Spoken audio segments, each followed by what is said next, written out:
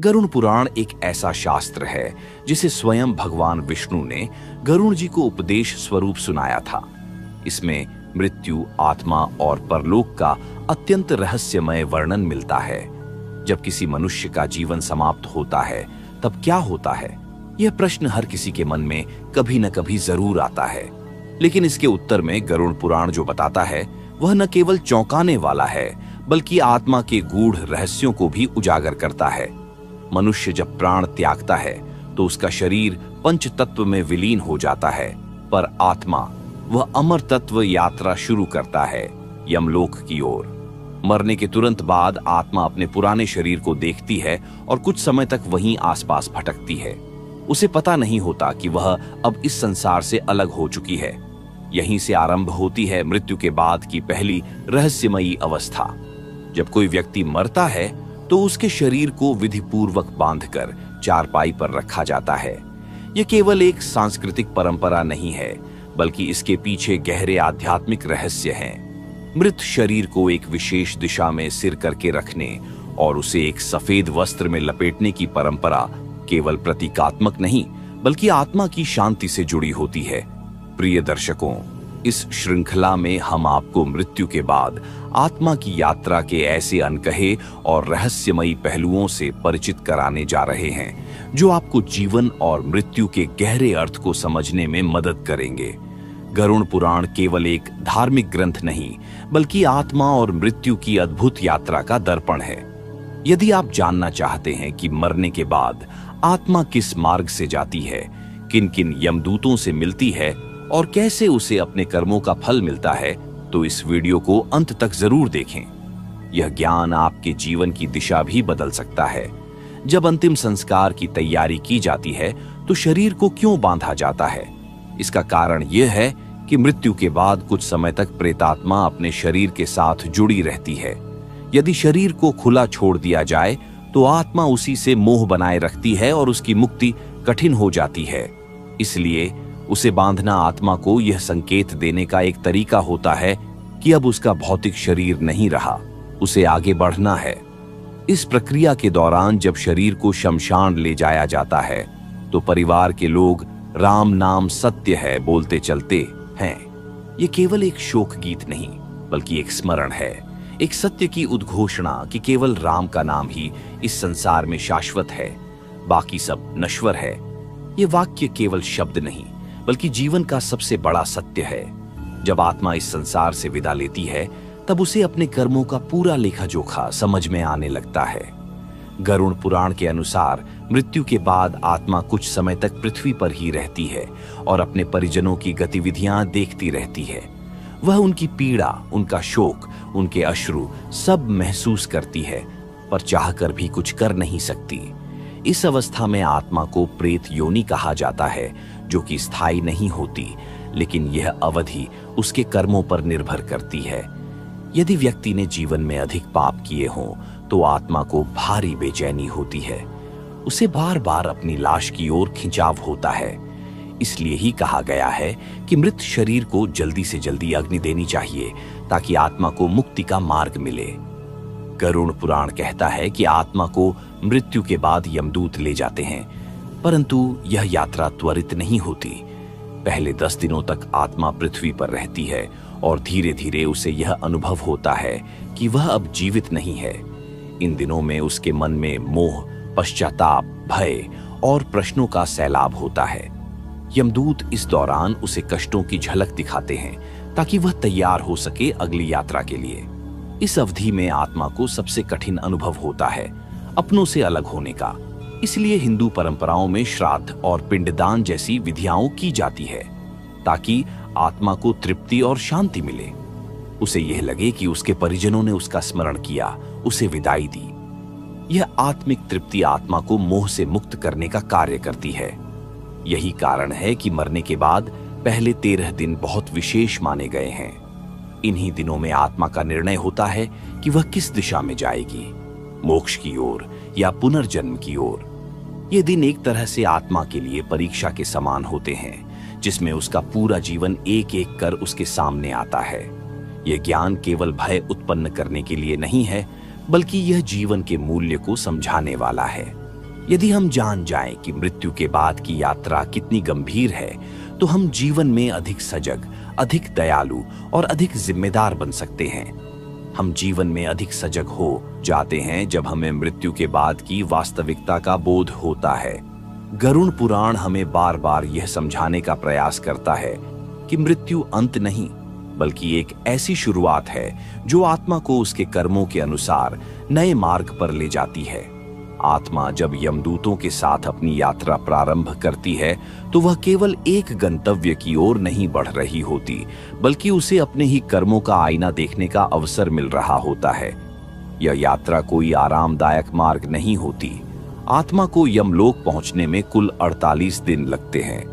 इन 48 दिनों की यात्रा को सूक्ष्म यात्रा कहा गया है। आत्मा अब अपने स्थूल शरीर से मुक्त हो चुकी होती है, पर उसे अभी भी इच्छाएं, यादें और पछतावे घेरे रहते हैं। यमदूतों द्वारा आत्मा को जिन मार्गों से ले जाया जाता है, वे मार्ग भौतिक नहीं बल्कि सूक्ष्म लोकों में स्थित होते हैं, जहां न कोई वाहन चलता है, न कोई दिशा निर्धारित होती है। इस यात्रा के दौरान आत्मा को अपने द्वारा किए गए हर अच्छे और बुरे कर्म का अनुभव होता है। यह अनुभव केवल स्मृति तक सीमित नहीं रहता, बल्कि उसे वे सभी पीड़ाएं या प्रसन्नताएं दोबारा महसूस होती हैं जो उसने दूसरों को दी थीं। यदि उसने किसी का अपमान किया हो, तो उसे वैसी ही पीड़ा का सामना करना पड़ता है। यदि उसने किसी भूखे को भोजन दिया हो, तो वह अनुभूति उसे बल प्रदान करती है। गरुड़ पुराण में बताया गया है कि यमदूत आत्मा को 16 विशेष पड़ावों से ले जाते हैं। इन पड़ावों को नरक द्वार भी कहा गया है, जिनमें आत्मा को विभिन्न प्रकार के मानसिक और आध्यात्मिक परीक्षणों से गुजरना होता है। इन पड़ावों में आत्मा को केवल उसके कर्म ही मार्ग दिखाते हैं, कोई देवता या कृपा नहीं। यह पूरी यात्रा यह सिद्ध करती है कि कर्म ही एकमात्र सच है जो मृत्यु के बाद आत्मा के साथ जाता है। इसलिए जीवन में किया गया प्रत्येक कर्म, चाहे वह एक शब्द हो, एक विचार हो या एक क्रिया, मृत्यु के बाद आत्मा के लिए एक मार्ग बन जाता है। और यह मार्ग या तो प्रकाश की ओर ले जाता है या अंधकार की ओर, जहां आत्मा को उन पापों का सामना करना पड़ता है जिन्हें वह जीवन में अनदेखा करती रही। गरुड़ पुराण अत्यंत स्पष्ट रूप से बताता है कि यमदूतों की उपस्थिति कोई कल्पना नहीं, बल्कि आत्मा के लिए एक कठोर सच्चाई होती है। ये यमदूत, जो दिखने में भयावह होते हैं, आत्मा के आसपास एक ऐसा भय उत्पन्न करते हैं कि वह खुद ही अपने कर्मों पर विचार करने लगती है। इस अवस्था में आत्मा को केवल अपने कर्मों के आधार पर ही सम्मान या तिरस्कार मिलता है। यमदूत आत्मा को जैसे जैसे नरक के द्वारों की ओर लेकर जाते हैं, वैसे वैसे उसे अपने जीवन की सच्चाइयों का भान होने लगता है।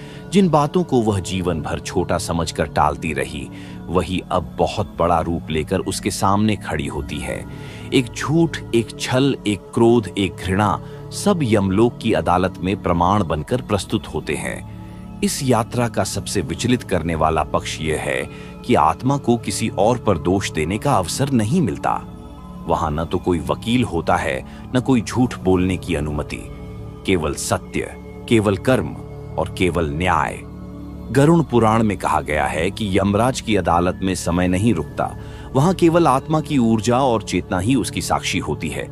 इस दौरान आत्मा बार बार यही सोचती है कि काश उसने जीवन में दूसरों के लिए कुछ अच्छा किया होता, काश उसने अपने माता पिता की सेवा की होती, काश वह अहंकार और मोह में न फंसी होती।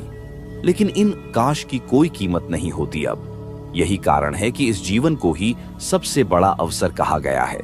गरुड़ पुराण आत्मा को सचेत करता है कि मनुष्य योनि पाकर जो सत्कर्म नहीं करता, उसे अनेक योनियों में भटकना पड़ता है। यही कारण है कि आत्मा के इस मार्ग में भय और पश्चाताप दोनों एक साथ चलते हैं। यदि उसने अपने जीवन में दूसरों की पीड़ा को अनदेखा किया हो, तो अब वही पीड़ा उसकी अपनी बन जाती है। यही कर्म का वास्तविक रूप है। जो बोया गया है वही काटना पड़ता है।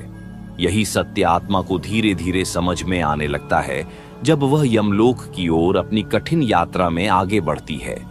गरुड़ पुराण के अनुसार जैसे जैसे आत्मा नरक के द्वारों की ओर पहुंचती है, उसे भौतिक शरीर की अनुपस्थिति में भी कष्ट की अनुभूति होती है। इसका कारण है सूक्ष्म शरीर, जो आत्मा के साथ बंधा होता है और जो सभी अनुभवों को महसूस करता है, ठीक वैसे ही जैसे जीवित रहते हुए शरीर करता है। इस सूक्ष्म शरीर को वेदों में लिंग शरीर कहा गया है। मृत्यु के बाद आत्मा इसी सूक्ष्म शरीर के साथ चलती है और इसी शरीर को हर कर्म का फल भोगना होता है। इस स्थिति में आत्मा को भूख, प्यास, गर्मी, सर्दी, भय और पीड़ा का संपूर्ण एहसास होता है, लेकिन वह किसी से कह नहीं सकती, किसी से मदद नहीं मांग सकती। यही कारण है कि यमदूतों की उपस्थिति और मार्गदर्शन आत्मा के लिए एक ओर भयावह है तो दूसरी ओर अनिवार्य भी। गरुड़ पुराण यह भी बताता है कि आत्मा को इस यात्रा में विचित्र नगर नामक एक पड़ाव से गुजरना पड़ता है। यह स्थान आत्मा के लिए ऐसा होता है जैसे कोई भटकाव भरी नगरी, जहां उसे भ्रम होता है कि वह वापस जीवन में लौट सकती है, परंतु यह केवल एक मानसिक भ्रम होता है जो आत्मा की परीक्षा के लिए होता है। यदि आत्मा उस मोह में फंस जाती है तो उसे पुनर्जन्म की प्रक्रिया में जाने के लिए तैयार किया जाता है। यहाँ आत्मा को अतीत की उन स्मृतियों से भी गुजरना पड़ता है जो उसने दबा दी थीं। किसी का दिल तोड़ना, किसी बेसहारा को ठुकराना, किसी की मेहनत का मजाक उड़ाना, वह हर क्षण फिर से जीवंत होकर आत्मा के सामने आता है और आत्मा चाहकर भी कुछ बदल नहीं सकती। अब केवल पश्चाताप ही उसका साथी होता है। लेकिन यही वह बिंदु है जहां आत्मा को यह भी एहसास होता है कि जो कुछ भी उसने अर्जित किया था, धन, यश, पद, वस्त्र, सब कुछ पीछे छूट चुका है। साथ आया है तो केवल उसका चरित्र, उसका आचरण और उसकी नीयत। यही मूल है आत्मा के भाग्य का। गरुड़ पुराण इस सत्य को बार बार दोहराता है कि न कोई साथ जाता है, न कोई बचाता है, केवल कर्म ही न्याय करता है। इस सत्य को जब आत्मा पूरे अस्तित्व से स्वीकार करती है, तब यमदूत उसे उस द्वार तक पहुंचाते हैं जहां प्रारंभ होता है आत्मा का न्याय। गरुड़ पुराण के अनुसार यमलोक के इस विशेष स्थल पर आत्मा को यमराज के समक्ष प्रस्तुत किया जाता है। यमराज केवल मृत्यु के देवता नहीं, बल्कि पूर्णतः निष्पक्ष और तटस्थ न्यायाधीश हैं, जिनकी दृष्टि से कुछ भी छिपा नहीं है। यहाँ कोई बहाना नहीं चलता, न जात, न धर्म, न पद। यहाँ केवल कर्मों की तराजू लगाई जाती है। चित्रगुप्त, जो आत्मा के जन्म जन्मांतरों के कर्मों का लेखा जोखा रखते हैं, वे उस आत्मा का पूरा बही खाता खोलकर यमराज के सामने रखते हैं। हर अच्छा कार्य, हर बुरा विचार, हर अनकहा संकल्प, सब कुछ शब्दशः लिखा होता है, जैसे कोई आत्मा के अंतर्मन को कागज पर उतार रहा हो। इस क्षण आत्मा को यह भी एहसास होता है कि जीवन में जो उसने सोचकर नहीं, बल्कि अनजाने में किया, वो भी कहीं न कहीं दर्ज है। और इसलिए इस जीवन का प्रत्येक पल, प्रत्येक विचार अत्यंत महत्वपूर्ण है। यमराज आत्मा से कुछ नहीं पूछते, वे केवल चित्रगुप्त द्वारा प्रस्तुत तथ्यों के आधार पर निर्णय देते हैं। यही निर्णय तय करता है कि आत्मा को कौन से नरक में भेजा जाएगा या वह अगले जन्म में किस योनि को प्राप्त करेगी। गरुड़ पुराण में बताया गया है कि यदि आत्मा ने अत्यधिक पाप किए हैं, जैसे हत्या, व्यभिचार, छल, विश्वासघात या धर्म की हानि, तो उसे भयंकर नरकों में भेजा जाता है, जिनकी पीड़ाएं वर्णन से परे हैं। उन नरकों में कोई शारीरिक यातना नहीं होती, क्योंकि शरीर तो रहा नहीं, लेकिन सूक्ष्म शरीर हर पीड़ा को वैसा ही महसूस करता है जैसा भौतिक शरीर करता था, बल्कि उससे भी अधिक तीव्र रूप में। इस न्यायालय में न रिश्वत चलती है, न सिफारिश, न ही कोई भगवान वहां बचाने आता है, क्योंकि अब भगवान ने ही कर्म के रूप में निर्णय का नियम स्थापित किया है। यहाँ हर आत्मा को यह ज्ञात हो जाता है कि धर्म केवल पूजा तक सीमित नहीं था, बल्कि दूसरों की सेवा, सच्चाई, करुणा और दया का जीवन जीना ही सच्चा धर्म था। यह एहसास आत्मा को भीतर से झकझोर देता है, लेकिन अब समय नहीं बचा होता। केवल फल भोगने का क्रम आरंभ हो चुका होता है और आत्मा को अब उस मार्ग पर ले जाया जाता है जिसे नरक की पीड़ाओं का पथ कहा जाता है। गरुड़ पुराण में विस्तार से वर्णन है कि नरक एक काल्पनिक भय नहीं, बल्कि सूक्ष्म जगत की एक ठोस सच्चाई है, जहां आत्मा को उसके किए गए प्रत्येक पाप का सटीक और निष्पक्ष दंड मिलता है। हर नरक विशेष प्रकार के पापों के लिए है, जैसे जो व्यक्ति जीवन में क्रूरता करता है, निर्दोषों को कष्ट पहुंचाता है, उसे तामिस्र नामक नरक में फेंका जाता है, जहां घोर अंधकार होता है और आत्मा दिशाहीन होकर भय से कांपती रहती है। वहीं अंधतामिस्र नरक उन लोगों के लिए होता है जिन्होंने जीवन में दूसरों की आजादी छीनी हो, जैसे स्त्रियों पर अत्याचार या बच्चों को पीड़ा देना। यहाँ आत्मा को अपनी दृष्टि खो देने जैसी अनुभूति होती है। गरुड़ पुराण यह भी बताता है कि इन नरकों में कोई स्थायित्व नहीं है।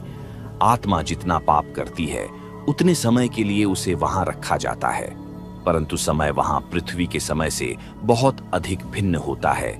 एक दिन वहां का पृथ्वी पर कई वर्षों के बराबर हो सकता है।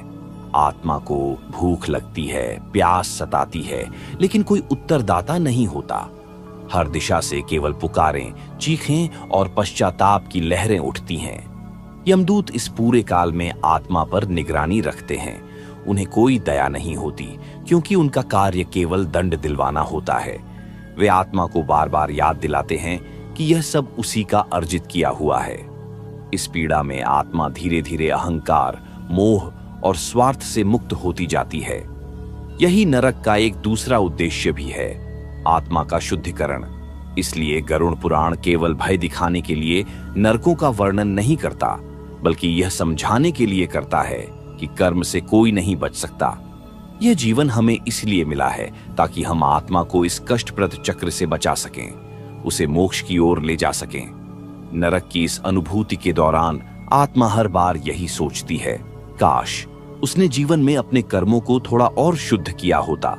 किंतु अब पछताने का कोई लाभ नहीं, क्योंकि अब आत्मा उस मार्ग पर है जहां केवल भोग है, और उस भोग के पीछे उसका ही बोया हुआ कारण है, जो अब आत्मा को एक एक कर भोगना पड़ रहा है।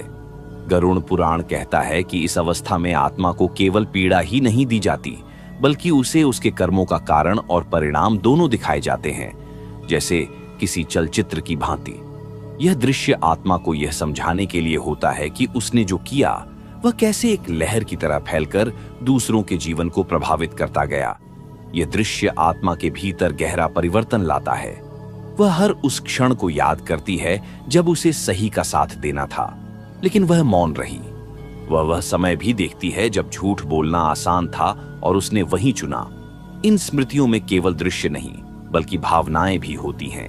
हर आहत व्यक्ति की पीड़ा, हर टूटी उम्मीद का दर्द, सब आत्मा के भीतर उतरता है। गरुड़ पुराण के अनुसार इस पीड़ा की गहराई ही आत्मा को अपने अहंकार से बाहर निकालती है। यह वह अवस्था होती है जहां आत्मा पहली बार स्वयं को दीन, असहाय और पूर्ण रूप से उत्तरदायी मानती है। वहां कोई ईश्वर सामने नहीं आता, लेकिन आत्मा का अंतरतम उससे मिलने की प्रबल इच्छा करने लगता है। इन नरकों में अनेक प्रकार की यातनाएं होती हैं। कुछ नरक ऐसे हैं जहां आत्मा को अग्नि के बीच फेंका जाता है, कुछ में बर्फ की चरम ठंडक से गुजरना होता है, कुछ स्थानों पर आत्मा को ऐसे जीवों के बीच रखा जाता है जो उसे बार बार नोचते हैं। लेकिन यह सब प्रतीकात्मक नहीं, सूक्ष्म जगत की ठोस अनुभूतियां होती हैं, जहां समय की कोई गारंटी नहीं होती, केवल कर्म की सीमा होती है। लेकिन यही यातना आत्मा को नया रूप भी देती है। जब वह सारे पापों का फल भोग चुकी होती है, तब धीरे धीरे उसमें एक शांति आने लगती है, एक स्वीकार भाव, एक भीतर की पुकार कि अब वह शुद्ध होकर पुनः जीवन प्राप्त करे और नए कर्मों से अपने आप को ऊपर उठा सके। गरुड़ पुराण का यह संदेश अत्यंत सूक्ष्म है कि नरक एक अंत नहीं, बल्कि एक परिवर्तन का माध्यम है। यह आत्मा को नीचे गिराने के लिए नहीं, बल्कि उसे उसके बोझ से मुक्त करने के लिए है, ताकि वह पुनर्जन्म के लिए तैयार हो सके। यही वह स्थिति होती है जहां आत्मा अपने भीतर के अंधकार से धीरे धीरे बाहर आने लगती है। गरुड़ पुराण बताता है कि नरक की यात्रा आत्मा को केवल दंड नहीं देती, बल्कि उसे उस अज्ञान से मुक्त करने का प्रयास करती है जिसमें वह जीवन भर लिप्त रही। जब आत्मा यह स्वीकार कर लेती है कि जीवन केवल भोग नहीं, बल्कि सेवा, सच्चाई और करुणा का पथ है, तब यमलोक में उसकी यात्रा का नया चरण प्रारंभ होता है। इस बिंदु पर चित्रगुप्त एक बार फिर आत्मा के समक्ष उपस्थित होते हैं, लेकिन इस बार लेखा जोखा नहीं, बल्कि निर्णय लेकर। अब तय होता है कि आत्मा को किस योनि में भेजा जाएगा। क्या वह फिर मानव रूप पाएगी या किसी अन्य जीवन रूप में जन्म लेगी। यह निर्णय भी पूरी तरह कर्मों पर आधारित होता है और इसमें किसी कृपा या भावना का कोई स्थान नहीं होता। गरुड़ पुराण के अनुसार यदि आत्मा ने पूर्व जन्मों में कुछ पुण्य संचित किए हैं, भले ही वह पापों के बीच दब गए हों, तो उन्हें ध्यान में रखकर आत्मा को पुनः मनुष्य योनि में भेजा जा सकता है। लेकिन यह एक सौभाग्य की तरह नहीं, बल्कि एक अवसर की तरह दिया जाता है। आत्मा को एक और जीवन मिलता है ताकि वह बचे हुए कर्मों को सुधार सके और मुक्ति की ओर बढ़ सके। वहीं दूसरी ओर यदि पाप अत्यधिक है और आत्मा ने अपने अवसरों का दुरुपयोग किया है, तो उसे पशु, कीट या वनस्पति योनियों में भेजा जाता है। इन योनियों में चेतना सीमित होती है और वहां से ऊपर उठना और भी कठिन हो जाता है। यह वही संस्कारों की जड़ता होती है जिसके कारण आत्मा जन्मों तक भटकती रहती है। इस निर्णय के बाद आत्मा को यथाकाल गर्भ प्रवेश नामक एक विशेष प्रक्रिया से गुजरना पड़ता है। यमलोक से ब्रह्मांड के विभिन्न लोकों में फैली आत्माएं यथाक्रम उन माता पिताओं के गर्भ में भेजी जाती हैं जिनसे उनका कर्म संबंध जुड़ा होता है। यह कोई संयोग नहीं होता कि आत्मा किस कुल में, किस परिस्थिति में जन्म लेती है, बल्कि यह एक अत्यंत सुनियोजित प्रक्रिया होती है जो ब्रह्मांड के नियमों से संचालित होती है। यह पुनर्जन्म आत्मा के लिए नया अध्याय होता है, लेकिन वह अपने पिछले जीवन की स्मृतियां भूल जाती है। केवल संस्कार, प्रवृत्तियां और कुछ भावनात्मक रुझान उसके साथ चलते हैं, जिन्हें हम पूर्व जन्म के संकेत कहते हैं। उन अनुभवों को जो नए जीवन में भी आत्मा के भीतर किसी अनकहे भाव की तरह उपस्थित रहते हैं। कभी किसी से पहली बार मिलकर भी आत्मीयता का भाव जाग उठता है, तो कभी कोई स्थान अनजाना होते हुए भी जाना पहचाना लगता है। ये सब उस आत्मा के पुराने जीवन के अनदेखे धागों के छोर हैं जो वर्तमान जन्म में भी उसकी चेतना में उलझे रहते हैं।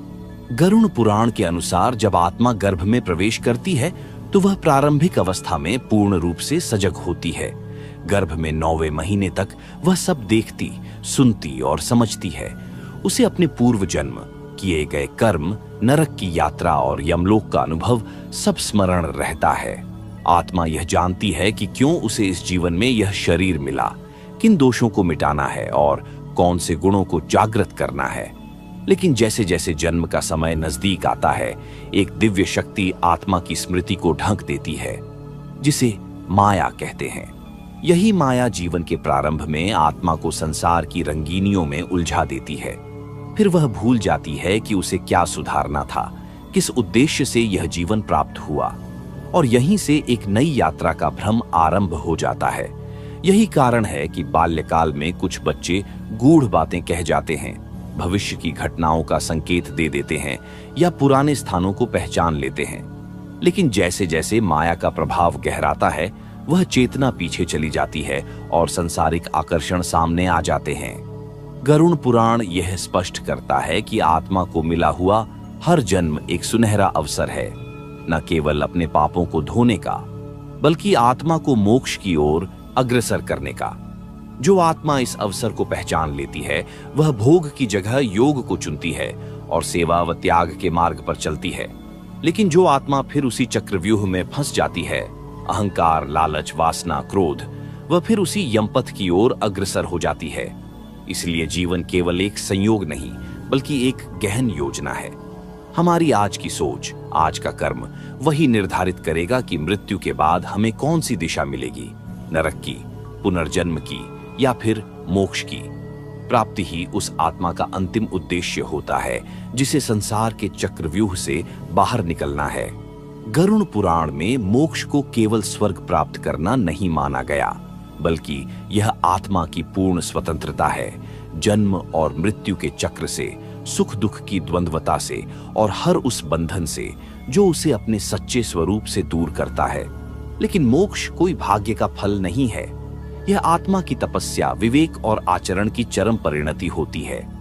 गरुड़ पुराण कहता है कि जो आत्मा अपने जीवन में सत्य, अहिंसा, ब्रह्मचर्य, दान, संयम और ईश्वर भक्ति के मार्ग पर चलती है, वही अंततः मोक्ष के योग्य बनती है। परंतु यह मार्ग कठिन है, यहाँ न कोई शॉर्टकट है, न कोई बाहरी सहारा। हर कदम पर आत्मा को स्वयं ही जागरूक रहना पड़ता है। माया, जो आत्मा को मोह में बांधती है वही सबसे बड़ी परीक्षा है। सांसारिक सुख, संपत्ति, पद, प्रतिष्ठा सब मोह के साधन हैं। गरुड़ पुराण के अनुसार जो आत्मा इनमें रहते हुए भी इनसे ऊपर उठ जाए वही वास्तव में योगी है। वही उस अंतिम लक्ष्य की ओर अग्रसर है जहां कोई यमदूत नहीं पहुंचता, कोई चित्रगुप्त लेखा नहीं खोलता। मोक्ष का मार्ग उस आत्मा के लिए भी खुला रहता है जिसने जीवन में गलतियां की हों, लेकिन अंत समय में जागरूक होकर पश्चाताप और प्रायश्चित से स्वयं को बदल लिया हो। यह बहुत सूक्ष्म बात है। गरुड़ पुराण इसे अंतःकरण की शुद्धता कहता है। जब आत्मा का मन, वाणी और कर्म एक हो जाए और वह ईश्वर की शरण को ही अंतिम सत्य मान ले, तब मोक्ष का द्वार धीरे धीरे खुलने लगता है। मोक्ष प्राप्त आत्मा न तो यमलोक जाती है, न नरक में गिरती है, न पुनर्जन्म लेती है। वह सीधे ब्रह्मलोक या परम धाम में पहुंचती है जहां केवल शांति है, प्रकाश है और उस परम आत्मा की अनंत उपस्थिति है। वहां कोई समय नहीं, कोई वियोग नहीं और न ही कोई पीड़ा। वहां केवल अनुभव होता है, एकता का, पूर्णता का। लेकिन यह अवस्था केवल उसी आत्मा को मिलती है जो अपने समस्त जन्मों के कर्मों को काट चुकी हो, जिसने सभी पाश तोड़ दिए हों और जिसने संसार को साधना बना लिया हो। यही वह स्थिति है जहां आत्मा संसार में रहते हुए भी उसमें लिप्त नहीं रहती। गरुड़ पुराण यही सिखाता है कि जीवन का प्रत्येक कर्म, प्रत्येक संबंध और हर अनुभव मोक्ष का माध्यम बन सकता है यदि उसे जागरूकता और समर्पण के साथ जिया जाए। जब आत्मा इस अवस्था में पहुंचती है तब उसे किसी मंदिर, किसी तीर्थ या किसी विशेष साधना की आवश्यकता नहीं रहती। उसका हर क्षण ही पूजा बन जाता है। वह जो भी करती है उसमें लोभ नहीं होता, अपेक्षा नहीं होती। वह सेवा करती है लेकिन बदले में कुछ नहीं चाहती। यह निष्काम कर्म योग की अवस्था है जिसे गीता और गरुड़ पुराण दोनों परम आदर्श मानते हैं। इस अवस्था में रहते हुए आत्मा भले ही परिवार में हो, समाज में हो, लेकिन भीतर से वह एक साधु के समान हो जाती है। गरुड़ पुराण कहता है कि एक गृहस्थ भी उतना ही पुण्य अर्जित कर सकता है जितना एक सन्यासी, यदि उसका जीवन संयम, सत्य और त्याग से भरा हो। यह विचार बहुत गहरा है क्योंकि यह बताता है कि मोक्ष किसी स्थान या वेशभूषा से नहीं बल्कि आचरण और दृष्टिकोण से प्राप्त होता है। अब प्रश्न उठता है कि जब आत्मा इतनी परिपक्व हो जाती है तो मृत्यु के समय क्या होता है? गरुड़ पुराण के अनुसार ऐसी आत्मा की मृत्यु एक उत्सव के समान होती है। उसके पास यमदूत नहीं आते बल्कि देवदूत आते हैं जो उसे सम्मान पूर्वक ब्रह्मलोक तक पहुंचाते हैं। उस समय न कोई भय होता है, न कोई पश्चाताप, केवल संतोष होता है कि इस जीवन को सही अर्थों में जिया गया। देवदूत आत्मा को ले जाते समय उससे कोई प्रश्न नहीं पूछते क्योंकि उसके कर्म स्वयं बोलते हैं। और जैसे ही आत्मा अपने पुराने शरीर को छोड़ती है वैसे ही उसे वह दिव्य देह प्राप्त होती है जो केवल मोक्ष प्राप्त आत्माओं को मिलती है। यह देह प्रकाश से बनी होती है और उसमें न कोई रोग होता है, न कोई सीमा। यहाँ आत्मा पहली बार पूर्ण स्वतंत्रता का अनुभव करती है। न जन्म की बाध्यता, न मृत्यु का भय, न मोह का आकर्षण। वहां वह परमात्मा के सान्निध्य में एकत्व का अनुभव करती है। यह वह सर्वोत्तम अवस्था है जिसे आत्मा अनुभव करती है जब वह अपनी मूल स्थिति को पहचानती है। गरुड़ पुराण के अनुसार जब आत्मा परमात्मा से जुड़ती है तब उसे अपनी स्वयं की दिव्यता का एहसास होता है। यह वह क्षण होता है जब आत्मा समझती है कि वह कभी भी जन्म और मृत्यु के बंधन में नहीं थी, वह केवल इस भ्रम में उलझी हुई थी। यह एकत्व का अनुभव शांति से भरा होता है और आत्मा को अपनी पहचान से परे जाने का कोई आग्रह नहीं होता। वह केवल ब्रह्म की उपस्थिति में विलीन हो जाती है, जैसे एक बूंद समुद्र में मिल जाती है। वहां कोई भेद नहीं, कोई द्वंद्व नहीं। यह वह स्थित है जहां आत्मा और परमात्मा का अंतर मिट जाता है और दोनों एकाकार हो जाते हैं।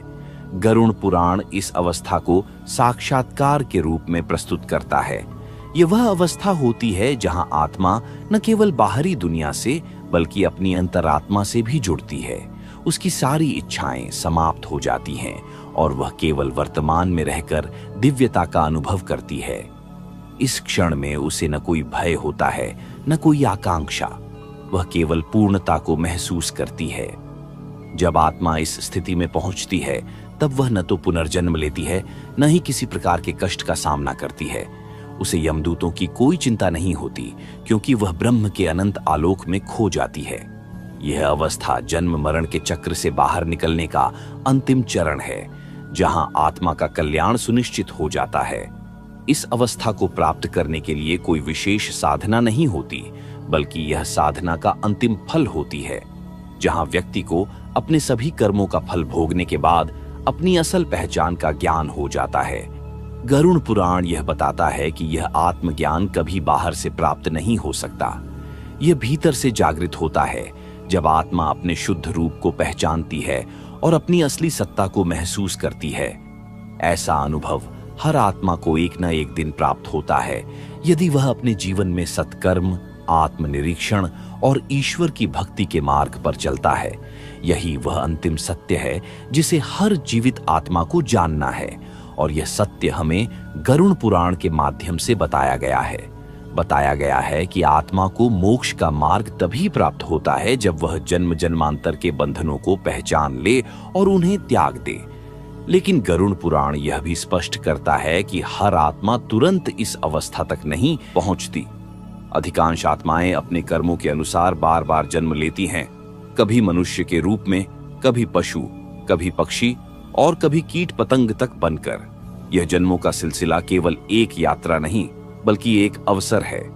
हर जन्म आत्मा को अपने पुराने कर्मों को सुधारने और नए सत्कर्मों की बुनियाद रखने का एक और मौका देता है। गरुड़ पुराण इसी बात पर बल देता है कि मनुष्य जन्म सबसे मूल्यवान है, क्योंकि इसमें विवेक, निर्णय शक्ति और भक्ति की क्षमता सबसे अधिक होती है। जब आत्मा को किसी जन्म में यह बोध हो जाता है कि जीवन केवल उपभोग के लिए नहीं, आत्मोन्नति के लिए है, तभी वह मोक्ष की ओर पहला वास्तविक कदम बढ़ाती है। ऐसे में कर्मों की भूमिका अत्यंत महत्वपूर्ण हो जाती है। अच्छे और बुरे कर्म ही वह बीज हैं जिनका फल आत्मा को अगले जन्म में भोगना होता है। गरुड़ पुराण में वर्णन है कि कैसे मृत्यु के बाद आत्मा को उन सारे कर्मों का लेखा दिखाया जाता है जो उसने जाने अनजाने किए। जिन कर्मों में संकल्प और भावना शुद्ध होती है वे आत्मा को ऊपर उठाते हैं, लेकिन जिनमें लोभ, हिंसा या छल होता है वे उसे नीचे गिरा देते हैं। पुनर्जन्म की प्रक्रिया भी उतनी ही वैज्ञानिक और सूक्ष्म है जितनी किसी यंत्र की। हर आत्मा उस स्थान पर, उसी कुल में, उसी परिस्थिति में जन्म लेती है जहां उसके कर्म उसे ले जाते हैं। और यही कारण है कि कुछ लोग जन्म से ही संघर्ष में होते हैं, जबकि कुछ लोग समृद्धि में। परंतु यह अंतर ईश्वर की कृपा या क्रूरता नहीं, बल्कि आत्मा के अपने ही कर्मों का प्रतिफल होता है। गरुड़ पुराण इसी सच्चाई को उजागर करता है कि हमारा प्रत्येक विचार, प्रत्येक क्रिया आने वाले जीवन की दिशा तय करता है।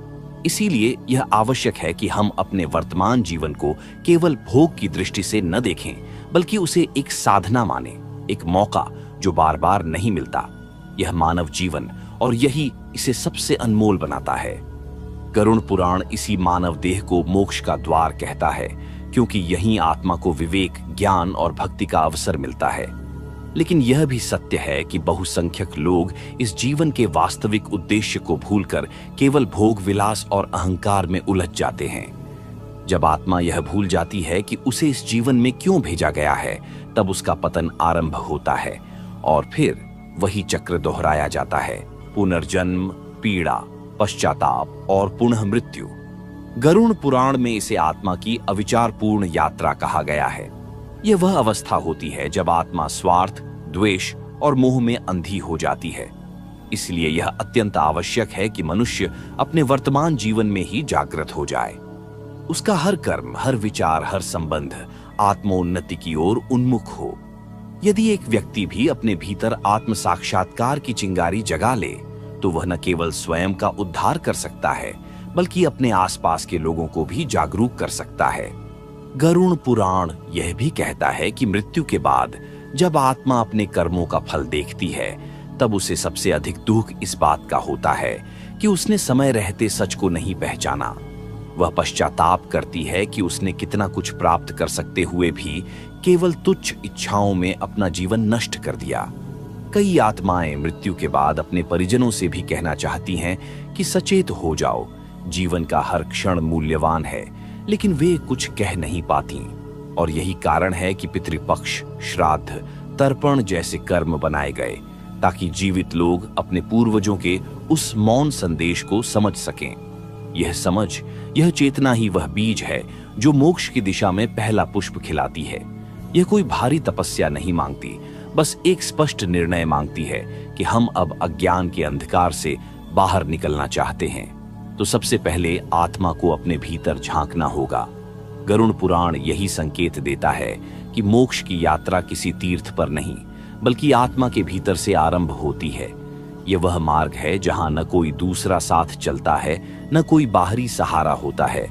वहां केवल आत्मा और उसका अंतरात्मा होता है, और उनके बीच का संवाद ही उसका प्रकाश बनता है। जब व्यक्ति अपने जीवन में यह स्वीकार कर लेता है कि वह अब मोह, लोभ और वासनाओं की पकड़ से बाहर आना चाहता है, तब परिवर्तन आरंभ होता है। यह कोई चमत्कारी क्षण नहीं होता, बल्कि यह धीमी पर स्थायी प्रक्रिया होती है, जिसमें हर दिन एक प्रयास होता है। थोड़ा अधिक सत्य बोलना, थोड़ा अधिक संयम रखना और थोड़ा अधिक करुणा से देखना। गरुड़ पुराण बताता है कि आत्मा के उद्धार में सबसे बड़ी भूमिका उसकी नियत की होती है। यदि उसकी नियत शुद्ध हो जाए तो उसका प्रत्येक कर्म धीरे धीरे पुण्य में बदलने लगता है। नियत ही वह बीज है जिससे मोक्ष का वृक्ष उगता है। यही कारण है कि केवल पूजा पाठ करना पर्याप्त नहीं, यदि उसके पीछे नियत दूषित हो। धार्मिकता केवल विधियों का पालन नहीं, बल्कि भावनाओं की पवित्रता है। गरुड़ पुराण कहता है कि जो व्यक्ति दूसरों का भला सोचता है वह परमात्मा के सबसे निकट होता है, और यही सोच उसे मृत्यु के बाद उस मार्ग पर ले जाती है जहां प्रकाश है, भय नहीं। जो आत्मा अपने जीवन को सेवा, प्रेम और सच्चाई में ढाल लेती है, उसके लिए मृत्यु केवल एक रूपांतरण होती है। जैसे कोई दीपक बुझने के बाद भी अपनी रोशनी छोड़ जाता है, ऐसी आत्मा जब यमलोक में पहुंचती है तो वहां उसका स्वागत भय से नहीं, बल्कि सम्मान से होता है। चित्रगुप्त उसके कर्मों की प्रशंसा करते हैं, यमराज उसके संयम को देखकर श्रद्धा करते हैं, और देवदूत उसे मुक्त मार्ग पर ले जाते हैं। यह अवस्था केवल कथाओं की कल्पना नहीं, बल्कि गरुड़ पुराण में वर्णित एक यथार्थ है जिसे हर आत्मा प्राप्त कर सकती है यदि वह सचमुच जाग जाए। तो उसे न मृत्यु से डर लगता है, न अज्ञात से। गरुड़ पुराण इस जागृति को आत्मज्ञान कहता है, जहां व्यक्ति जान लेता है कि वह केवल शरीर नहीं, बल्कि चेतना है। यही चेतना अमर है, और वही मृत्यु के बाद की यात्रा को तय करती है। मृत्यु के पश्चात जब आत्मा सूक्ष्म शरीर के रूप में निकलती है, तो सबसे पहले उसका सामना होता है अपने जीवन के संपूर्ण चित्र से। जैसे एक चलचित्र हो जिसमें उसके किए गए हर अच्छे बुरे कार्य जीवंत होकर सामने आते हैं। वह यह अनुभव नहीं करती कि किसी और को देख रही है, बल्कि वह स्वयं उन क्षणों को दोबारा जीती है। उसका दुख, उसकी करुणा, उसके पाप, सब कुछ फिर से महसूस होता है। गरुड़ पुराण बताता है कि इस अवस्था में कोई भी झूठ नहीं चल सकता। आत्मा स्वयं अपना साक्षी बन जाती है, और वहीं से शुरू होता है उसका असली परीक्षण। यदि जीवन में किए गए कर्मों में दया, सेवा और सत्य की प्रधानता रही हो, तो आत्मा हल्केपन का अनुभव करती है, एक शांति, एक प्रसन्नता जो शब्दों में नहीं कही जा सकती। परंतु यदि कर्मों में छल, अहंकार और हिंसा की प्रधानता रही हो, तो आत्मा पर एक बोझ सा आ जाता है। यही बोझ उसे यमलोक की कठिन यात्राओं में ले जाता है, जहां उसे अपने पापों का फल भोगना होता है। इन यात्राओं में आत्मा अकेली होती है और केवल अपने कर्मों के साथ चलती है। गरुड़ पुराण में उल्लेख है कि इन यात्राओं में आत्मा 47 विशेष स्थानों से गुजरती है, और प्रत्येक स्थान उसके कर्मों के अनुसार उसे अनुभव कराता है। कभी तपन, कभी भय, कभी पश्चाताप। ये सब प्रतीक हैं आत्मा की परिपक्वता के। वहां कोई सजा बाहरी नहीं होती, बल्कि आत्मा स्वयं ही अपने भीतर सजा को महसूस करती है। यही कारण है कि गरुड़ पुराण बार बार हमें सतर्क करता है कि हम अपने कर्मों को हल्के में न लें, क्योंकि वही कर्म आगे चलकर हमारी गति और गंतव्य तय करते हैं। यह पूरी प्रक्रिया कोई धार्मिक डर नहीं, बल्कि चेतना की एक स्वाभाविक प्रक्रिया है। जैसे बीज से वृक्ष निकलता है, वैसे ही कर्मों से परिणाम जन्म लेते हैं और आत्मा उसी के अनुसार अपने अगले पड़ाव की ओर बढ़ती है। गरुड़ पुराण के अनुसार मृत्यु के बाद की यात्रा कोई सीधी रेखा नहीं होती, बल्कि यह अनेक चरणों से होकर गुजरती है। हर चरण आत्मा को उसकी चेतना और कर्मों के स्तर के अनुसार भिन्न अनुभव कराता है। इन अनुभवों में सबसे प्रमुख होता है दंडपथ, वह मार्ग जहां आत्मा को अपने पापों के अनुरूप मानसिक और सूक्ष्म स्तर की पीड़ाएं झेलनी पड़ती है। लेकिन यह यातना केवल सजा नहीं होती, यह आत्मा के भीतर पश्चाताप और सुधार की भावना भी जगाती है। गरुड़ पुराण यह स्पष्ट करता है कि यमलोक की ये यात्राएं केवल प्रताड़ना नहीं, बल्कि आत्मा को जागृत करने का माध्यम भी है। यमदूत आत्मा को ले जाते समय किसी क्रूरता से नहीं, बल्कि एक धर्म के अनुशासन से कार्य करते हैं। वे आत्मा को उसके जीवन की पूरी सच्चाई दिखाते हैं, किसे दुख दिया, कहां किसी का हक मारा, कब अपने शब्दों से किसी का मन तोड़ा। आत्मा यह सब देखती है और उसके भीतर एक गहरा खेद जन्म लेता है। इस दौरान चित्रगुप्त आत्मा के कर्मों का लेखा जोखा प्रस्तुत करते हैं। यहां कोई वकील नहीं होता, कोई सिफारिश नहीं चलती, केवल सत्य होता है, निर्मम, निष्पक्ष और स्पष्ट। आत्मा को बताया जाता है कि किन कार्यों से उसने पुण्य अर्जित किया और किन कार्यों ने उसे अधोगति की ओर धकेला। यदि पुण्य अधिक हो तो आत्मा को अगली यात्रा में विश्राम और शांत अनुभव मिलते हैं, पर यदि पाप प्रधान हो तो उसे विशेष नर्क लोकों से होकर गुजरना पड़ता है। गरुड़ पुराण में इन लोकों का विस्तृत वर्णन है, जहां आत्मा को अग्नि, बर्फ, अंधकार, विष और पीड़ा के प्रतीकों से गुजरना होता है। लेकिन यह सब शाश्वत नहीं होता। गरुड़ पुराण कहता है कि जब आत्मा अपने कर्मों का फल भोग चुकी होती है, तब उसे पुनः एक नई देह प्राप्त करने का अवसर मिलता है, उसकी चेतना के स्तर के अनुसार। यही पुनर्जन्म का सिद्धांत है, जो आत्मा को फिर से एक अवसर देता है कि वह स्वयं को सुधार सके। स्वयं को सुधार सके, यही पुनर्जन्म का सबसे बड़ा उद्देश्य होता है। गरुड़ पुराण इस चक्र को केवल दंड या प्रतिफल नहीं, बल्कि एक आध्यात्मिक अवसर मानता है। जब आत्मा अपने पूर्व जन्म की पीड़ाओं और पश्चातापों से गुजर चुकी होती है, तब उसे अगली देह प्रदान की जाती है, जो उसके शुद्ध हुए कर्मों के अनुसार होती है। इस अवस्था में आत्मा अपने पुराने अनुभवों का हल्का प्रभाव लेकर जन्म लेती है। इसलिए हम पाते हैं कि कोई बालक जन्म से ही संवेदनशील होता है, कोई आध्यात्मिक और कोई क्रोधी या लोभी। इन सब के पीछे आत्मा की पुरानी यात्रा छिपी होती है। गरुड़ पुराण बताता है कि ये गुण केवल वंश से नहीं आते, बल्कि आत्मा के संस्कारों से आते हैं। हर जन्म एक नई किताब की तरह होता है, लेकिन पृष्ठभूमि वही रहती है। जो आत्मा पूर्व जन्म में भक्ति, सेवा और तप में लगी रही हो, उसे अगली बार भी ऐसे ही जीवन के अवसर मिलते हैं। वहीं जो आत्मा लोभ, हिंसा और छल में फंसी रही, उसे कष्टदायक जन्म मिलते हैं, कभी दरिद्रता में, कभी अपंगता में, कभी पशु योनि में। गरुड़ पुराण यह भी स्पष्ट करता है कि आत्मा को जब तक पूर्ण आत्मज्ञान प्राप्त न हो जाए, तब तक वह इस जन्म मरण के चक्र में घूमती रहती है, और यह चक्र अपने आप नहीं टूटता। इसे तोड़ने के लिए जरूरत होती है जागरूकता की, सद्गुरु की कृपा की और सत्कर्मों की। मनुष्य जीवन को ही यह अवसर इसलिए माना गया है कि यहीं आत्मा को विवेक, निर्णय और साधना की पूरी स्वतंत्रता प्राप्त है।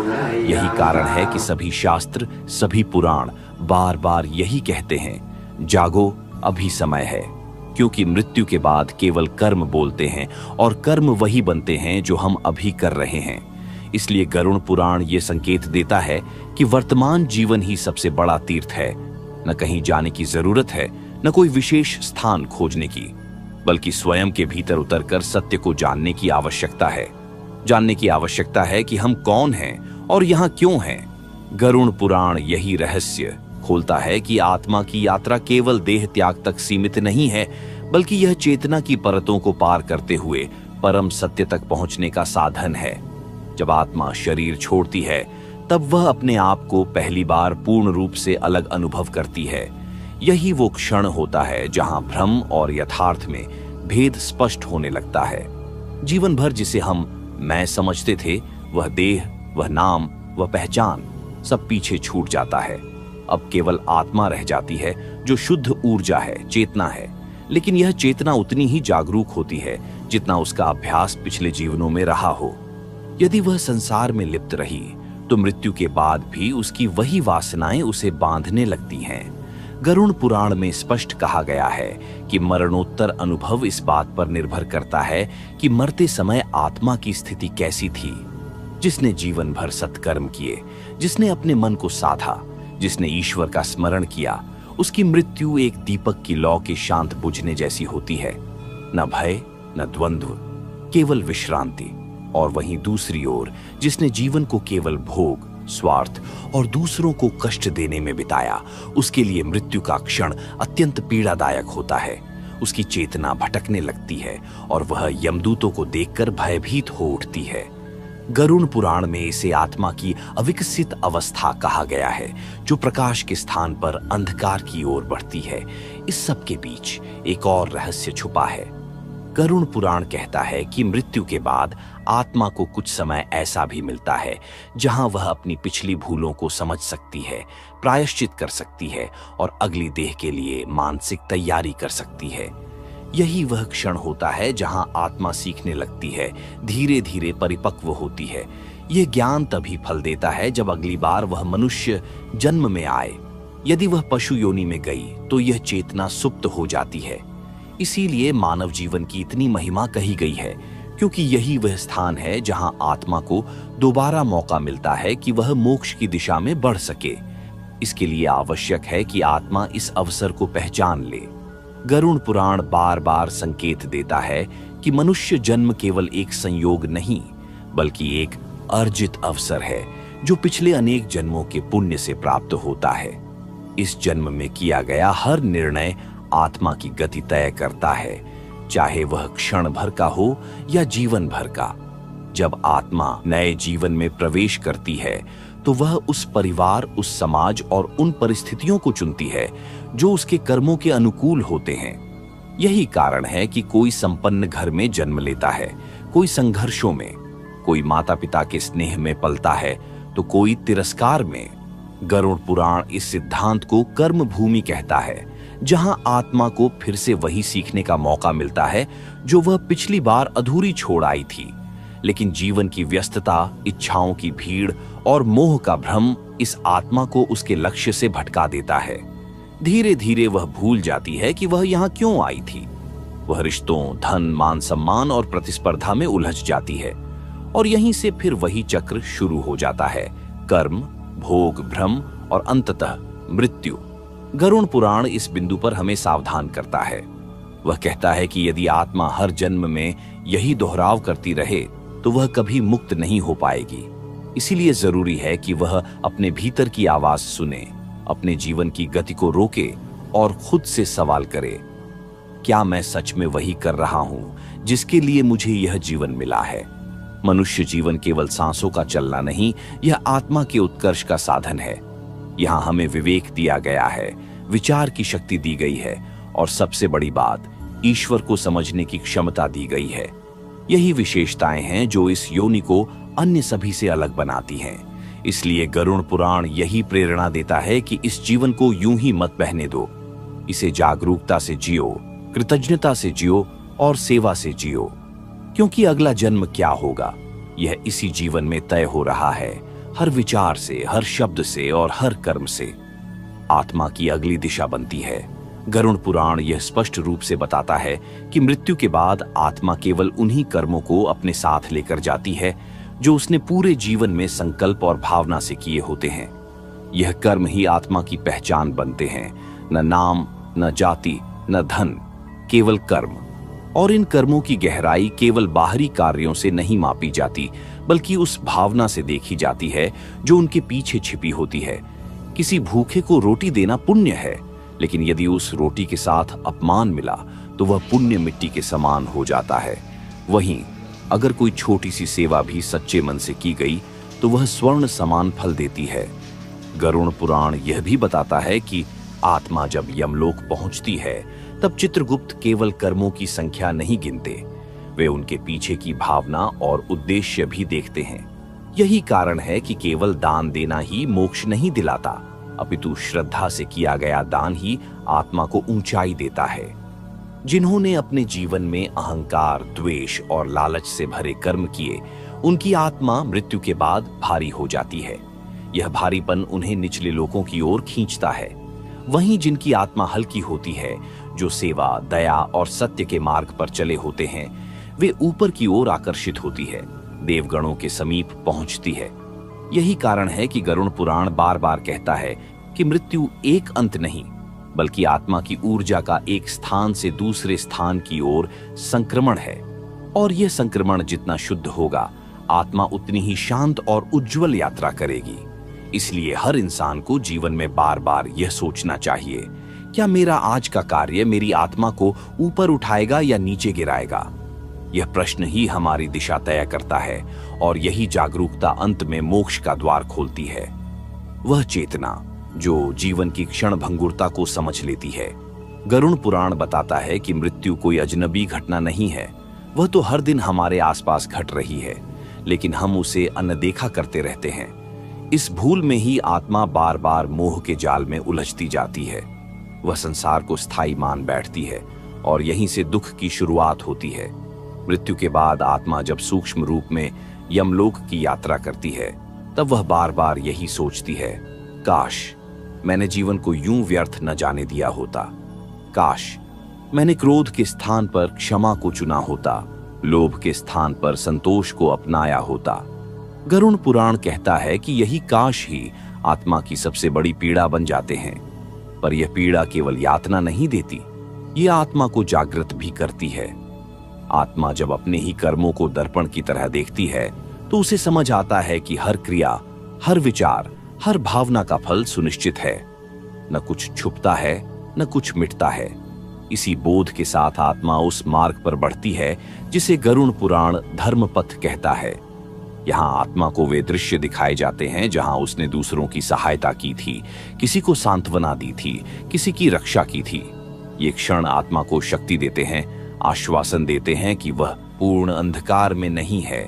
और फिर एक समय ऐसा आता है जब आत्मा के सामने यह विकल्प रखा जाता है, क्या वह अगले जन्म में फिर एक नया शरीर लेना चाहती है, या अब वह मुक्ति की ओर बढ़ना चाहती है। यह निर्णय उसी के ज्ञान और चेतना के स्तर पर निर्भर करता है। गरुड़ पुराण कहता है कि आत्मा को यह चुनाव तब मिलता है जब वह अपने भीतर के अज्ञान को पार कर चुकी होती है। तभी वह उस अंतिम मार्ग की ओर बढ़ सकती है जहां से लौटना नहीं होता। यही मोक्ष है, जहां आत्मा न शोक में रहती है, न राग में। वहां केवल शांति है, पूर्णता है, और परमात्मा का साक्षात्कार है आत्मा की अंतिम यात्रा का चरम बिंदु। गरुड़ पुराण इसे केवल एक दर्शन नहीं, बल्कि एक विलय मानता है, जहां आत्मा, जिसने अनगिनत जन्मों का चक्र भोगा, अंततः उस स्रोत में लीन हो जाती है जहां से वह आई थी। यह विलय केवल उन आत्माओं के लिए संभव होता है जिन्होंने जीवन और मृत्यु दोनों को साध लिया हो, लेकिन हर आत्मा इस स्थिति तक नहीं पहुंचती। अधिकांश आत्माएं बीच में ही रुक जाती हैं, कभी वासना के कारण, कभी मोहवश, और कभी अधूरे कर्मों की वजह से। गरुड़ पुराण स्पष्ट करता है कि जिन आत्माओं में अभी भी इच्छा शेष रह जाती है, वे ब्रह्मांड में भटकती रहती हैं। इन्हें प्रेत योनि में जाना पड़ता है। यही वो आत्माएं होती हैं जिन्हें हम भटकती आत्माएं, पिशाच या अज्ञात शक्तियों के रूप में अनुभव करते हैं। यह योनि न तो मनुष्य की होती है, न ही पूर्णतया दैविक। इसमें आत्मा को न शरीर का सुख मिलता है, न ही परम शांति। बस एक अस्थिर स्थिति में रहकर वे अपनी इच्छाओं के पीछे भटकती रहती हैं। गरुड़ पुराण बताता है कि ये आत्माएं अपने प्रियजनों के समीप भी आ सकती हैं, यदि उन्होंने कुछ अधूरी आकांक्षाएं छोड़ी हों या अपने कर्मों से किसी को पीड़ा दी हो। ऐसी आत्माओं की मुक्ति का एक ही उपाय होता है, श्राद्ध, तर्पण और पिंडदान। गरुड़ पुराण में इनके नियम विस्तार से बताए गए हैं। ये कर्म आत्मा को पुनः गति देते हैं, उसकी रुकी हुई यात्रा को आगे बढ़ाते हैं। यही कारण है कि हमारे सनातन धर्म में मृत्यु के बाद 13 दिन तक विशेष विधियां की जाती है, ताकि आत्मा का मार्ग सुगम हो सके। यही 13 दिन आत्मा के लिए अत्यंत निर्णायक होते हैं। गरुड़ पुराण बताता है कि इन दिनों में आत्मा अपने परिजनों के आसपास ही रहती है। उनकी भावनाएं, उनका व्यवहार और उनके द्वारा किए गए कर्म उसकी गति तय करते हैं। यदि परिवार में शांति, श्रद्धा और सकारात्मकता होती है तो आत्मा को आगे बढ़ने की प्रेरणा मिलती है। लेकिन यदि झगड़े, रोष या तुच्छ बातें होती हैं तो आत्मा और अधिक उलझ जाती है। इसलिए मृत्यु के बाद का वातावरण केवल रस्मों के लिए नहीं होता, वह आत्मा की दिशा तय करता है। और यही कारण है कि गरुड़ पुराण बार बार कहता है, मृत्यु के बाद जो किया जाए वह पूरी श्रद्धा से हो, संकल्प से हो और आत्मा के कल्याण के लिए हो। यही मंत्र गरुड़ पुराण बार बार दोहराता है। जब कोई व्यक्ति इस संसार को छोड़ता है तो उसके साथ केवल उसकी चेतना नहीं जाती, बल्कि उसके आसपास के लोगों की ऊर्जा, उनका व्यवहार और उनके कर्म भी उसकी आत्मिक यात्रा को प्रभावित करते हैं। मृत्यु केवल एक व्यक्ति की घटना नहीं है, वह पूरे परिवार, पूरे वातावरण को एक गहरे बदलाव से गुजरने का अवसर देती है। गरुड़ पुराण बताता है कि जैसे ही आत्मा शरीर का त्याग करती है, वह कुछ समय के लिए अपने परिजनों के आसपास ही मंडराती रहती है। वह उनके दुख को देखती है, उनके आंसुओं को महसूस करती है और सबसे अहम, वह यह समझने की कोशिश करती है कि उसका अंत वास्तव में एक नया आरंभ है या नहीं। यदि परिवार वाले उसे मोह से बांधने लगते हैं, बार बार याद कर रोते हैं, तो वह आत्मा असमंजस में फंस जाती है।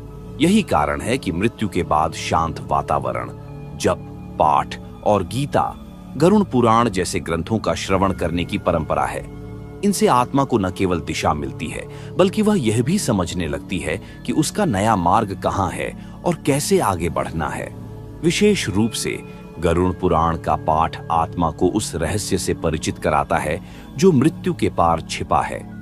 गरुड़ पुराण में उल्लेख है कि यदि मृत आत्मा की इच्छाओं का सम्मान न किया जाए या उसके अंतिम संस्कार में लापरवाही बरती जाए तो वह आत्मा क्रोधित हो सकती है, पीड़ा में जा सकती है। और जब आत्मा पीड़ित होती है तो वह न केवल स्वयं कष्ट में रहती है, बल्कि अपने परिवार को भी विभिन्न मानसिक, भावनात्मक और कभी-कभी शारीरिक संकट में डाल सकती है। इसलिए शास्त्रों में यह अनिवार्य माना गया है कि श्राद्ध और तर्पण विधि पूर्वक किया जाए, खास तौर पर पिंडदान, जो आत्मा को नए शरीर की ओर बढ़ने की ऊर्जा देता है। इस प्रक्रिया के माध्यम से आत्मा को अन्न, जल और संकल्प मिलता है, जो सूक्ष्म रूप में उसे आगे की यात्रा के लिए तैयार करते हैं। इसीलिए जब कोई यह सोचता है कि मृत्यु के बाद कुछ नहीं होता, तो वह गरुड़ पुराण की इस गहराई को समझ नहीं पाता।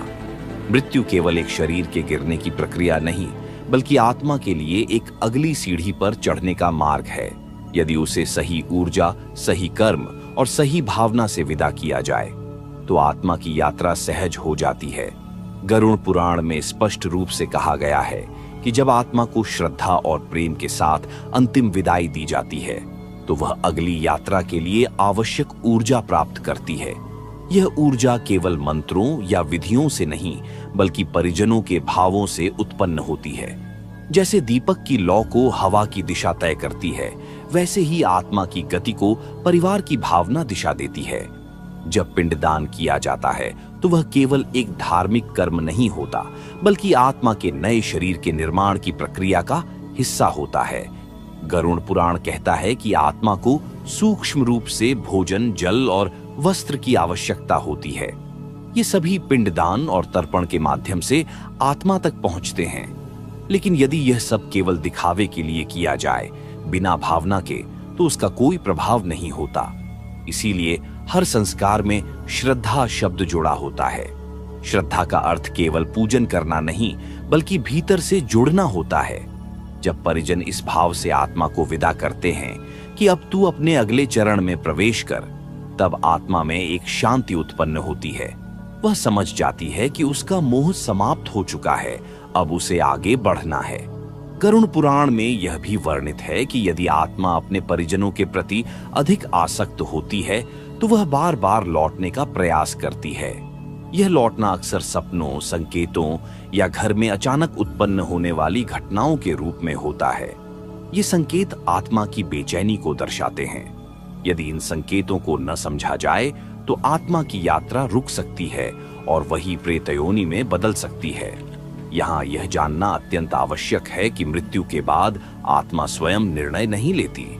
उसे दिए गए कर्म, संस्कार और भावना ही उसकी दिशा तय करते हैं। यह एक प्रवाह है और यदि यह प्रवाह किसी अवरोध से टकरा जाए तो आत्मा वर्षों तक उसी स्थिति में अटकी रह सकती है। इसलिए गरुड़ पुराण यही उपदेश देता है कि जब किसी को विदा करें तो केवल रस्मों के लिए नहीं बल्कि पूरी निष्ठा और समर्पण से करें, क्योंकि यही भावना आत्मा को आगे की ओर भेजती है और उसी से वह मुक्त होकर अगले लोकों की यात्रा पर निकलती है। वह आत्मा जो जीवन के बंधनों से मुक्त हो चुकी होती है।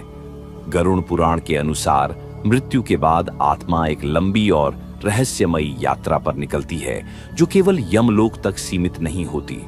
यह यात्रा कर्मों के आधार पर निर्धारित होती है और हर आत्मा को वैसा ही लोक प्राप्त होता है जैसा उसका जीवन था। एक आत्मा जो धर्म, सत्य और सेवा के मार्ग पर चली होती है उसे देवयान मार्ग प्राप्त होता है। यह मार्ग आत्मा को धीरे धीरे स्वर्ग की ओर ले जाता है, जहां वह अपने पुण्य के अनुसार विश्राम करती है, दिव्य सुख भोगती है और फिर जब पुण्य क्षीण हो जाता है तो पुनः जन्म लेती है। वहीं जो आत्मा अधर्म, पाप और हिंसा से भरे जीवन के साथ संसार छोड़ती है वह पितृयान या दक्षिणायन मार्ग से गुजरती है। यह मार्ग उसे यमलोक की ओर ले जाता है। यमलोक की यह यात्रा एकदम सीधी नहीं होती। गरुड़ पुराण बताता है कि आत्मा को 16 पड़ावों से होकर गुजरना पड़ता है। हर पड़ाव उसके जीवन के किसी कर्म या सोच से जुड़ा होता है।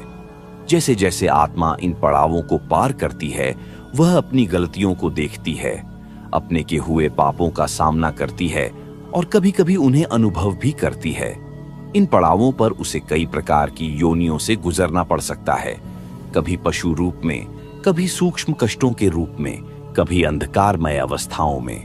ये सब आत्मा को शुद्ध करने की प्रक्रियाएं हैं। ऐसा नहीं कि यह केवल सज्जा है, बल्कि यह एक पाठ है, एक अनुभव है जो आत्मा को यह समझाने के लिए दिया जाता है कि जीवन में किए गए कर्मों की क्या कीमत है।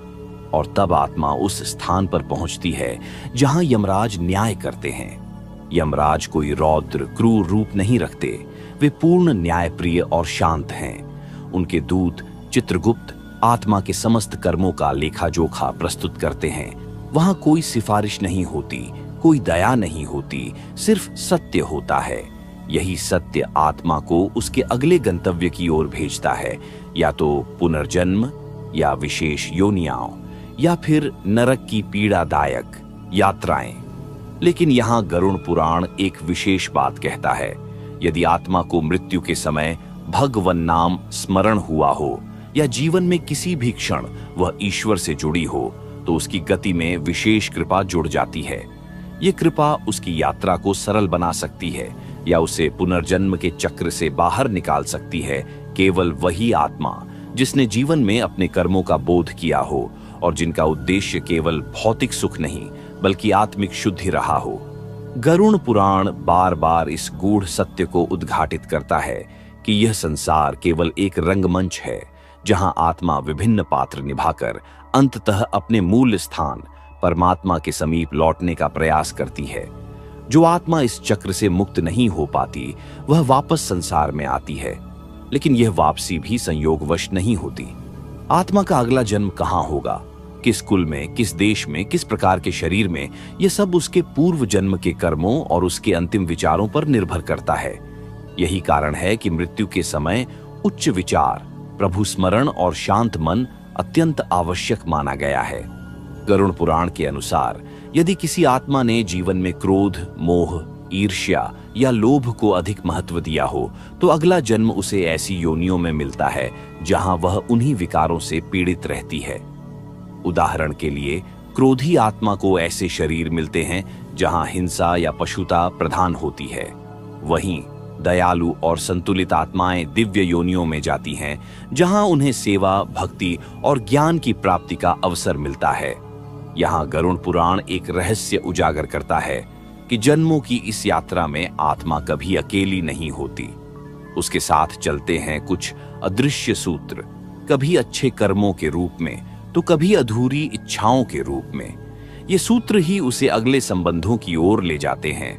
माता, पिता, संतान, मित्र सब उन्हीं सूत्रों से जुड़ते हैं जो पूर्व जन्मों में बोए गए थे। कभी कभी यही कारण होता है कि कोई अपरिचित भी अत्यंत अपना लगने लगता है या कोई अपने होते हुए भी दूर दूर सा महसूस होता है। आत्मा की यात्रा में कोई भी संबंध आकस्मिक नहीं होता। यही जन्म मरण का बंधन है जिसे केवल आध्यात्मिक चेतना से ही तोड़ा जा सकता है। जब आत्मा इस चक्र को बार बार झेलती है, तब एक समय ऐसा आता है जब वह स्वयं ही ऊब जाती है, संसार के मोह से, शरीर के दुख से, इच्छाओं की थकान से। उस क्षण आत्मा एक निर्णय लेती है, मुक्ति का, और तब प्रारंभ होता है वह मार्ग जो उसे ब्रह्मलोक या परमधाम की ओर ले जाता है। यह मार्ग दुर्लभ है, कठिन है, लेकिन गरुड़ पुराण कहता है जो इसे एक बार भी पहचान लेता है उसकी गति बदल जाती है। जब आत्मा यह जान लेती है कि मोक्ष ही उसका अंतिम लक्ष्य है, गरुड़ पुराण का यह संदेश अत्यंत गूढ़ है, क्योंकि जब आत्मा संसार के सभी अनुभवों से गुजर चुकी होती है, तभी वह इस सत्य को स्वीकारने में सक्षम होती है कि उसे अब लौटना नहीं है, बल्कि एकत्व में विलीन हो जाना है। ऐसी आत्मा फिर न तो मोह में फंसती है, न किसी देह की चाह रखती है। वह जान जाती है कि देह केवल एक माध्यम है, न वाहन, न गंतव्य। यह समझ उसकी चेतना को उच्च लोकों की ओर ले जाती है। गरुड़ पुराण के अनुसार ऐसे आत्माओं के लिए यमलोक या पुनर्जन्म का मार्ग नहीं बचता। वे सीधे ब्रह्मलोक, वैकुंठ या शिवलोक जैसे दिव्य स्थानों की ओर गमन करती हैं, जहां से वे कभी वापस नहीं आती। लेकिन यह गति किसी एक पुण्य से नहीं मिलती। यह तो तप, त्याग और तत्वबोध से उत्पन्न होती है। जीवन में किए गए सत्कर्म, सेवा, जप, ध्यान और संत संग ही आत्मा को इस दिशा में मजबूती देते हैं। और सबसे महत्वपूर्ण है मृत्यु के समय की स्थिति। यदि अंतिम क्षणों में आत्मा ईश्वर में लीन हो जाए तो वह शरीर त्यागते ही दिव्य गति प्राप्त कर सकती है। गरुड़ पुराण यह भी बताता है कि एक साधक यदि नियमित रूप से भगवान नाम का स्मरण करता है, गीता या गरुड़ पुराण जैसे ग्रंथों का पठन करता है और अपने कर्तव्यों को धर्म के अनुरूप निभाता है, तो वह मृत्यु के समय भय में नहीं आता। उसके भीतर एक शांति होती है, जैसे कोई यात्री लंबी यात्रा के बाद घर पहुंचने ही वाला हो। इस स्थिति में मृत्यु एक पीड़ा नहीं, बल्कि एक उत्सव बन जाती है। ऐसे साधक के मुख पर मृत्यु के समय भी मुस्कान होती है और उसकी आत्मा बिना किसी रुकावट के अपने परम धाम की ओर निकल जाती है। यह वही अवस्था है जिसे शास्त्र सदेह मोक्ष भी कहते हैं। बहुत कम आत्माएं इस स्थिति तक पहुंचती हैं, लेकिन जो पहुंचती हैं वे फिर जन्म मरण के चक्र में नहीं लौटती।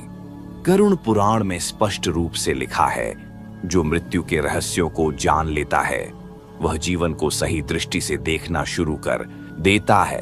फिर वह न किसी से द्वेष करता है, न मोह पालता है और न ही मृत्यु से डरता है। वह जान जाता है कि यह शरीर एक दिन जाएगा, परंतु उसकी आत्मा सनातन है। न उसका कोई आरंभ है न अंत। वह केवल रूप बदलती है, अनुभव बटोरती है और अंततः सत्य की ओर बढ़ती है। गरुड़ पुराण का यही अंतिम और सबसे गहरा उपदेश है। आत्मा अजर, अमर और अविनाशी है। जिस क्षण यह बोध स्थिर हो जाता है, उसी क्षण मोक्ष की शुरुआत होती है। जीवन में जितने भी बंधन हैं, संपत्ति, संबंध, शरीर, प्रतिष्ठा, वे सब अस्थायी हैं। आत्मा इनसे केवल कुछ समय के लिए जुड़ती है, फिर आगे बढ़ जाती है। जैसे एक यात्री किसी विश्राम गृह में कुछ समय रुकता है, फिर अपने मार्ग पर चल पड़ता है, वैसे ही आत्मा भी इस जीवन रूपी विश्राम गृह को छोड़कर अगली यात्रा पर निकलती है। गरुड़ पुराण का अंत होते होते हमें यह सिखा जाता है कि मृत्यु से डरने की नहीं, समझने की आवश्यकता है। जो इसे समझ लेता है वही जीवन को सही अर्थों में जीने लगता है। वह जान जाता है कि हर क्षण मूल्यवान है, हर कर्म का फल निश्चित है और हर सोच का प्रभाव गहरा है। वह अपने जीवन को केवल भोग का साधन नहीं, साधना का माध्यम बना लेता है। मृत्यु के बाद आत्मा कहाँ जाती है, क्या अनुभव करती है, किन राहों से गुजरती है, इस पूरी श्रृंखला में आपने जाना कि मृत्यु कोई अंत नहीं, एक परिवर्तन है। और यह परिवर्तन तब दिव्यता में बदलता है जब जीवन ईश्वरमय हो जाता है, जब अंत समय में केवल एक ही नाम, एक ही भाव और एक ही लक्ष्य रह जाता है, परमात्मा का साक्षात्कार। इसलिए गरुड़ पुराण केवल मृत्युलोक का वर्णन नहीं करता, यह हमें जीवन जीने की कला सिखाता है। यह बताता है कि कैसे एक सजग, संयमी और भक्तिपूर्ण जीवन ही उस स्थिति की ओर ले जा सकता है जहां मृत्यु पर विजय प्राप्त होती है और जहां आत्मा, जो स्वयं ब्रह्म स्वरूप है, अपने आदि स्रोत में लीन हो जाती है। अब जबकि यह यात्रा अपने अंतिम पड़ाव पर पहुंची है, आइए एक बार फिर स्मरण करें, हम कौन हैं, कहां से आए हैं और हमें अंततः कहां जाना है। उत्तर केवल एक है, हम आत्मा हैं जो अनुभवों की यात्रा पर निकली है और हमें उसी ईश्वर में विलीन होना है जहां से हम निकले थे। यही है गरुड़ पुराण का अंतिम सार। जीवन का सही उद्देश्य मोक्ष है और मृत्यु केवल उस मोक्ष की ओर एक द्वार है। श्रद्धा के साथ, समझ के साथ और शांति के साथ इस ज्ञान को आत्मसात करें और दूसरों तक पहुंचाएं।